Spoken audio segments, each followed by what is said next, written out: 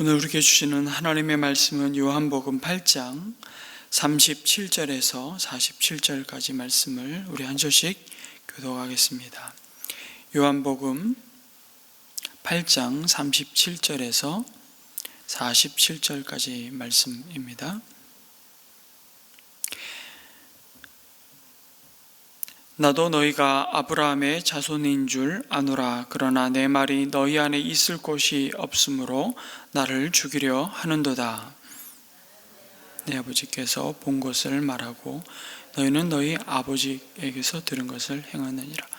대답하여 이르되 우리의 아버지는 아브라함이라 하니 예수께서 이르시되 너희가 아브라함의 자손이면 아브라함이 행한 일을 할 것이거늘 지금 하나님께 들은 진리를 너희에게 말한 사람인 나를 죽이려 하는도다. 아브라함은 이렇게 하지 아니하였느니라.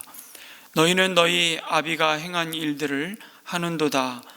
대답하되 우리가 음란한 데서 나지 아니하였고 아버지는 한 분뿐이시니 곧 하나님이시로다. 예수께서 이르시되 하나님이 너희 아버지였으면 너희가 나를 사랑하였으리니 이는 내가 하나님께로부터 나와서 왔음이라. 나는 스스로 온 것이 아니요 아버지께서 나를 보내신 것이니라. 어찌하여 내 말을 깨닫지 못하느냐? 이는 내 말을 들을 줄 알지 못함이로다. 너희는 너희 아비 마귀에게서 났으나 너희의 아비의 욕심대로 너희도 행하고자 하느니라. 그는 처음부터 살인한 자요 진리가 그 속에 없으므로 진리에 서지 못하고 거짓을 말할 때마다 제 것으로 말하나니 이는 그가 거짓말쟁이요 거짓의 아비가 되었습니다. 내가 진리를 말함으로 너희가 나를 믿지 아니하는도다. 너희 중에 누가 나를 죄로 책잡겠느냐? 내가 진리를 말하는데도 어찌하여 나를 믿지 아니하느냐? 같이 읽습니다. 하나님께 속한 자는 하나님의 말씀을 듣나니 너희가 듣지 아니함은 하나님께 속하지 아니하심이로다. 아멘.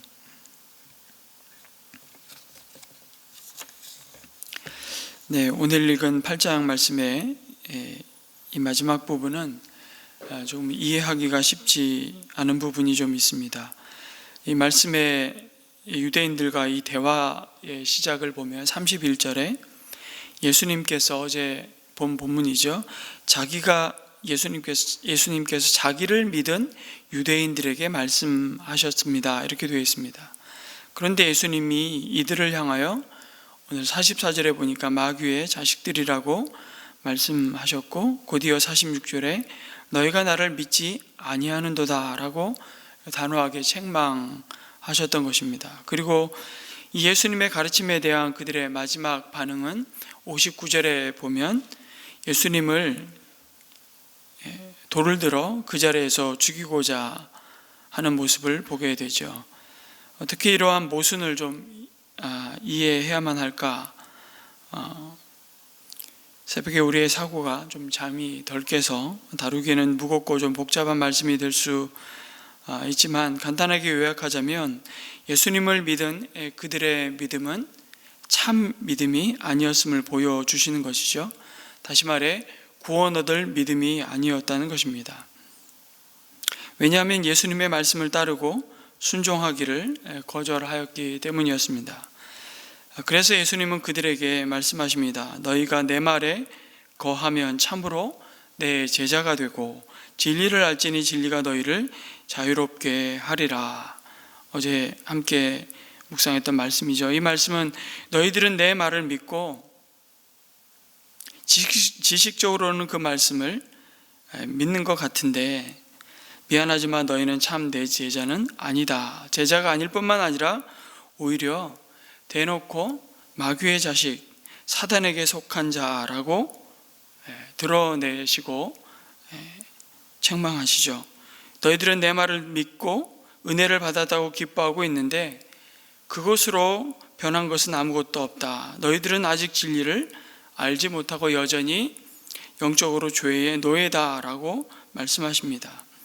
이 말씀은 그들에게 엄청난 도전이었습니다.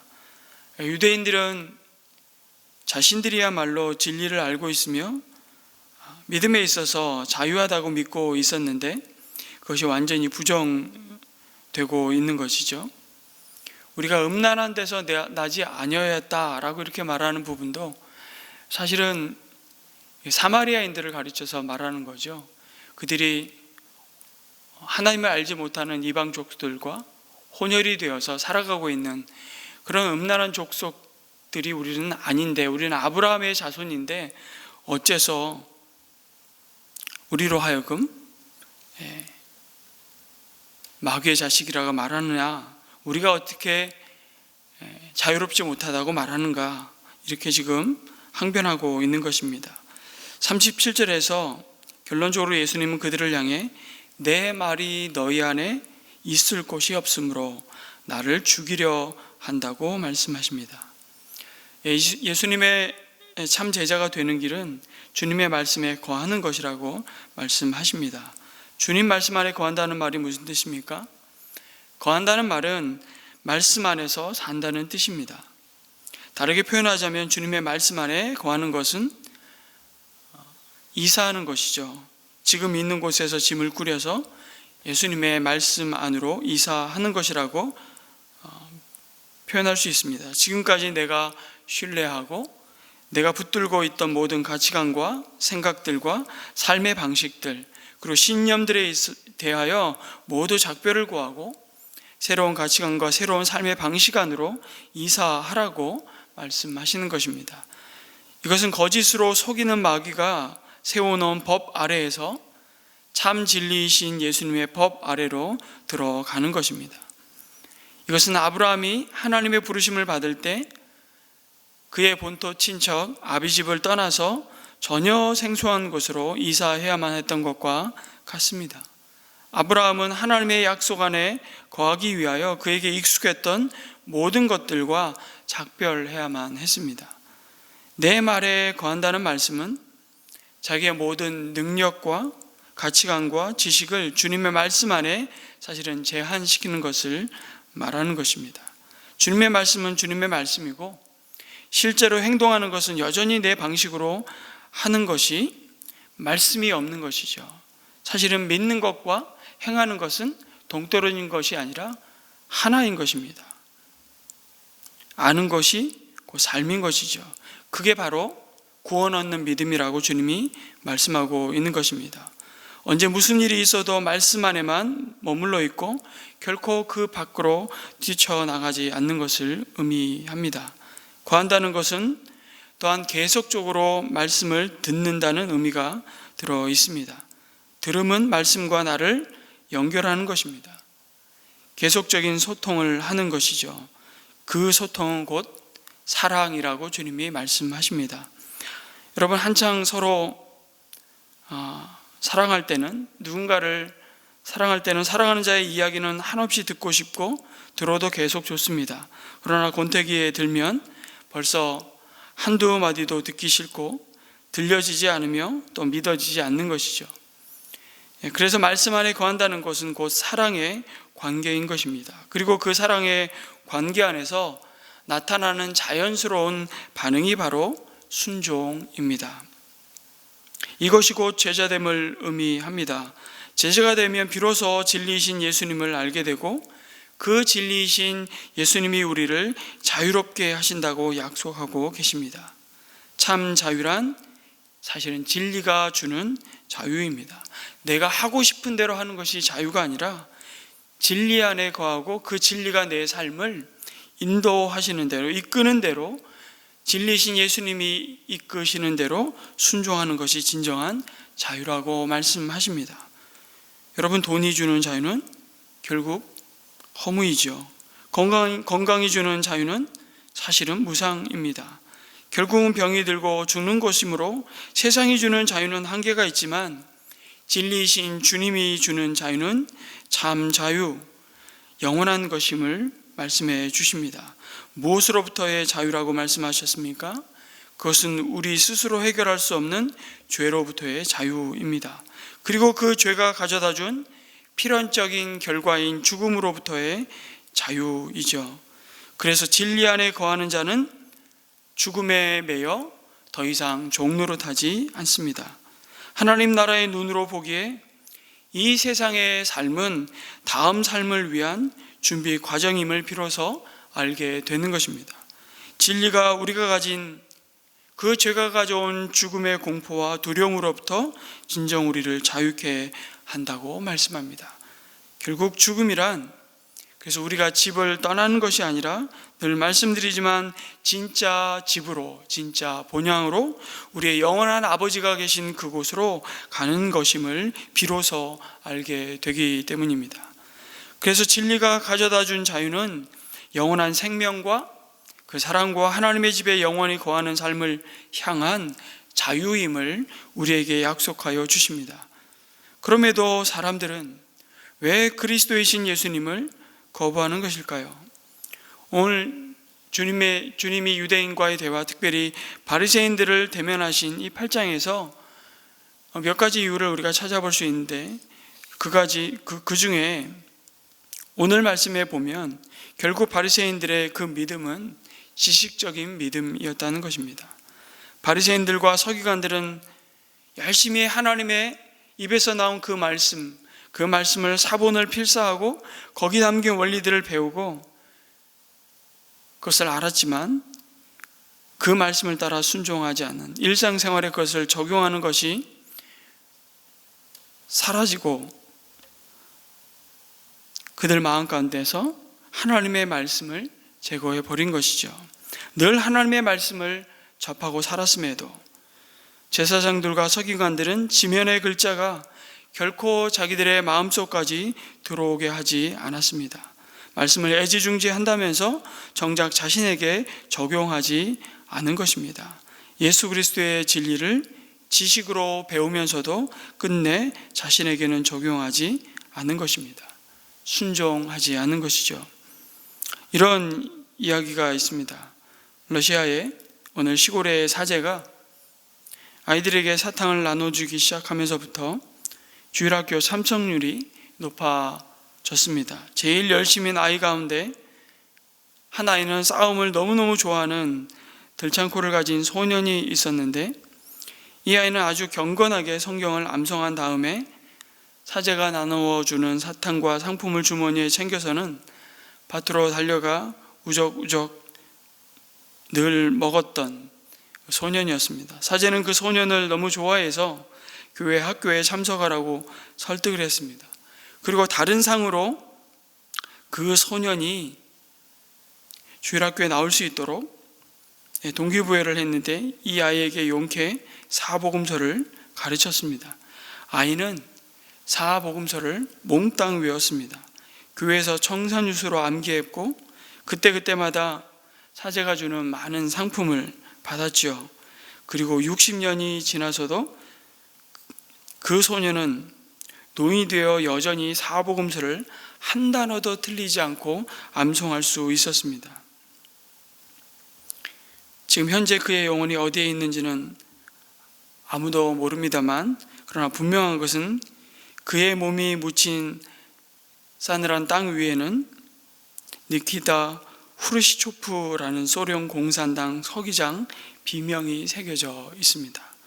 그는 철저한 유물론자, 공산주의자, 그리고 그 소련을 대표한 서기장이었죠. 그는 소련의 대다수 진짜 구원 얻는 믿음의 성도들보다 복음서를 더 잘 알았지만 거기에 담긴 진리들을 자기 것으로 적용하지 못했던 것입니다. 여러분, 오늘 이 바리새인들 예수님을 믿었지만 결국 마귀에 속한 자, 하나님께 속하지 않은 자들을 향해서 우리에게 주는 도전이 무엇입니까? 아는 지식이 우리를 구원하지 못한다는 것입니다. 특별히 믿음의 2세대, 3세대 그리스도인들일수록 어쩌면 이런 함정과 위험에 빠질 가능성이 굉장히 큰 것이죠. 누구보다도 다른 사람들의 성경 지식에서 유익을 얻고 기독교 문화의 혜택을 누리고 있지만 성경의 진리들을 자기 것으로 삼지 않기 때문입니다. 또 하나는 이들에겐 참된 순종이 없었다는 사실입니다. 47절에 하나님께 속한 자는 하나님의 말씀을 듣나니 그 듣는 것을 순종하나니로 바꾸면 전혀 하등에 이상할 것이 없는 것입니다. 하나님께 속한 자는 하나님의 말씀을 순종하나니 너희가 순종하지 아니함은 하나님께 속하지 아니하였음이라. 바리새인들은 그들의 사역을 버리고 하나님께 순종한 것이 아니라 그들의 타락한 본성의 욕심을 따라 여전히 행했음을 가리키고 있습니다. 말씀을 들었으나 순종하지 않는 이유가 뭐라고요? 본래 하나님께 속한 자들이 아니었기 때문에 그렇습니다. 그러므로 자기가 택한 생활 방식을 버리고 싶지 않아서 예수 그리스도의 진리를 거부하는 사람들 편에 서 있는 것이죠. 그 생활 방식이, 그 삶의 선택이 아무리 자신을 파멸로 몰아가고 있을지라도 상관없는 무감각한 자들이었습니다. 결국 영적으로 어두운 맹인들이었음을 10장에서 말씀해 주고 있습니다. 또 하나는 그들은 결코 겸손하지 않았습니다. 우리의 아버지는 아브라함이라 39절에 이렇게 말하죠. 그것이 얼마나 그들에게 큰 자존감이요 자랑인지 모릅니다. 그러나 아브라함이 행한 일들을 하지 않았다고 동일한 말씀을 주시죠. 41절에는 심지어 아버지는 한 분뿐이시니 곧 하나님이시라. 그들 스스로 하나님의 자녀라고 말하고 있습니다. 그러나 하나님으로부터 보냄을 받은 예수님을 사랑하지 않고 오히려 죽이려 한다고 말씀합니다.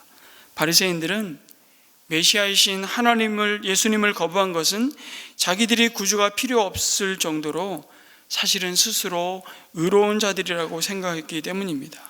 그들은 조상 덕에 하나님의 인정이 하나님의 백성으로 부름받은 것을 보장된 줄로 알았던 것이죠. 뿐만 아니라 그들은 자기들의 종교적 지식과 말씀드린 대로 종교적 활동 때문에 자기들에게만 진리가 허락되었다고 믿었습니다. 그래서 걸핏하면 자신의 배경이나 이력을 늘어놓는 사람은 예수 그리스도의 진리를 받아들이지 않았음을 종종 보게 됩니다. 경건하고 훌륭한 부모의 자녀들, 이런저런 기독교 기관에서 높은 직책을 갖고 있는 사람들, 기독교 명문 가문, 난 몇 대째 이어져온 신앙의 유산을 이어받은 가문의 자녀요, 심지어 나는 세례받았다고. 그러나 주님은 오늘 이 말씀에서 그 교만을 버리고 하나님의 은혜를 받아들이려면 먼저 자신이 그 은혜 없이는 가망이 없는 존재임을 인정해야 된다고 말씀하십니다. 그러려면 자신의 죄와 죄성을 인정하는 겸손이 필요한 것이죠.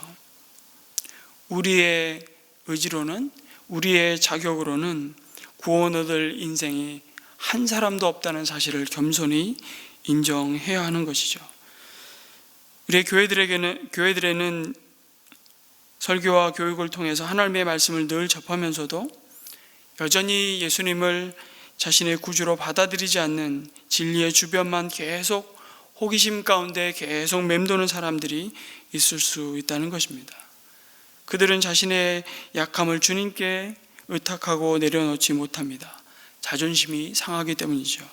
하나님 앞에서조차 그것을 인정하고 받아들이고 싶지 않은 교만의 모습 때문에 정작 예수님은 그 인생의 주인 노릇을 할 수 없는 것입니다. 단지 그들의 지적 유의의 파트너일 뿐이죠. 종교 놀이를 하고 있는 것입니다. 우리 믿음이 액세서리에 불과한 것입니다. 물론 그렇다고 누가 진정한 신자이고 누가 그렇지 않은지, 누가 하나님께 속한 자고 누가 마귀에게 속한 자인지 우리가 돌아다니며 시험해 볼 수도 없고 우리는 알 수 없습니다. 하지만 교회에 나오고 예배에 참석하고 성경 공부반에 속해 있다고 해서 누구나 위로부터 거듭난 사람일 거라고 당연시 할 수 없다는 굉장히 사실은 충격적인 말씀을 오늘 우리에게 주고 있습니다. 오직 구원 얻는 믿음은 우리의 신뢰의 대상을 자신에게서 오직 예수님께로 옮기는 것밖에 없음을 말씀해 주십니다. 예수님만이 내가 받을 그 죄의 영원한 형벌, 죽음의 죄값을 다 치르셨으니 이제 내가 이분만을 신뢰하겠습니다. 나는 나에게 소망이 없다는 것을 잘 압니다. 그것을 인정하고 그분께 내가 나를 신뢰하는 그 신뢰의 대상을 나 자신에게서 그분께로 옮기는 믿음, 그것이야말로 하나님의 말씀 진리이신 그분이 내 안에 거하는 믿음이라 말씀하십니다.